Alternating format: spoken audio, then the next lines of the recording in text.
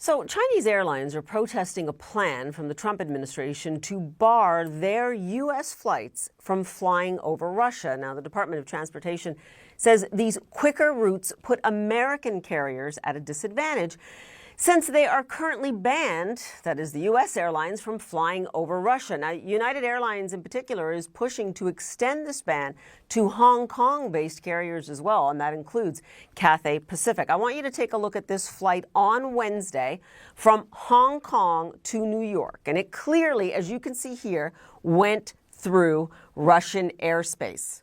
You can see it there. It went through Russian. Actually, apparently, this is not working, but you can see in Russia. Ah, there it goes, a little delayed. Richard, if you're listening, that is nizya in Russian, forbidden. Instead, apparently, you explain this to me now, because I've looked at these routes at times, and it can add an hour or two. Apparently, you've got to go in this direction now, potentially, across the Atlantic. And so the interesting part about it is it looks as if it's longer when you put it on the map like that, because of the way the map is constructed. But actually it's shorter because it's taking the Great Circle route as opposed to having to go the long way round. And that's been a feature for some time. What happens is the aircraft, for example, United New York to Hong Kong, can actually do it, but it's no longer economic at those sort of extra levels, which is why British Airways dropped Beijing to London. It was no longer economic. You look, for example, at Shanghai across to New York. That one, Shanghai to New York, if you look at the non-US carriers, they go over the top again. It's the only and quickest way to do it. It's not economic to do it the other way. Even Beijing to Los Angeles will skirt over the eastern part of Russia, and that is economic. To go the long way around most certainly is not. It's one of the big issues that they're talking about airlines here. It's why many airlines are not thinking of opening up, for example, US routes at the moment. Now, the chief executive of Thai Airways, who I met earlier in the day, says he wants to compete with the major Gulf carriers. I spoke to Chai Ensari here in Bangkok. He's been at his country's flag carrier for decades, but the CEO for the last 2.5 years. He's seen it through bankruptcies and more. Now, back on the stock market, debt restructured, looking to expand the fleet, and Chai told me his country gives it a unique advantage. What is the strength of Thailand and Thai Airways? We have 77 population in Bangkok, which will be our base volume.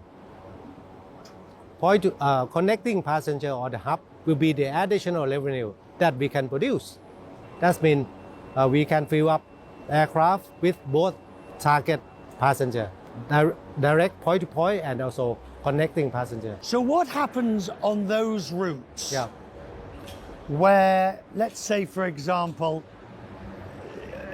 a lot of the new aircraft, the 787s, the 350s, the 321 Neos, they're very fuel efficient. Yeah.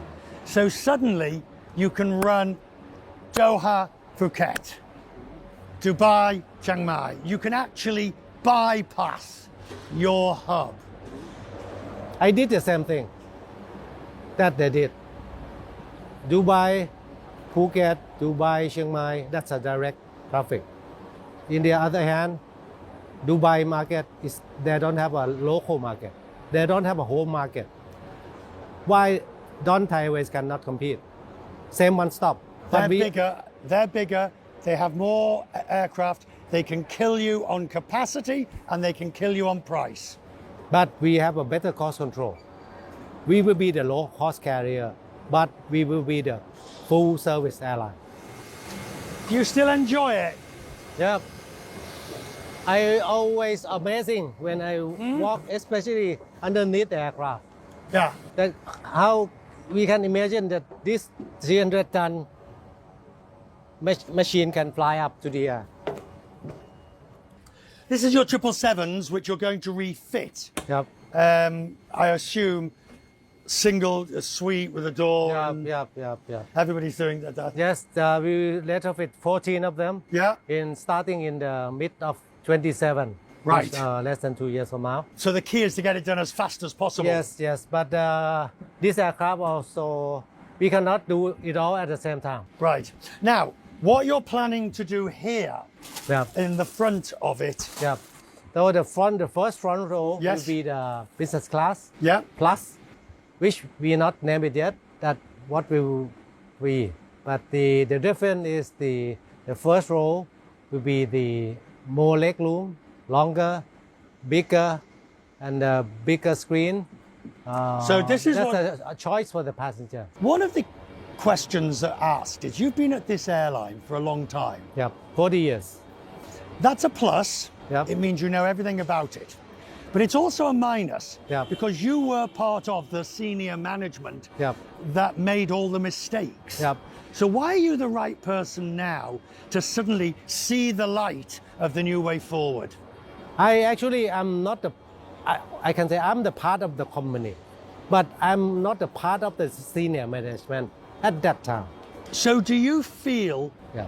since you were CFO before and you were, do you feel like a man unleashed, a man free, who Yeah. can now do all the things that you saw and you would say in the coffee room, why the hell aren't we doing this? This We should is be- my sorry? chance. This is my chance.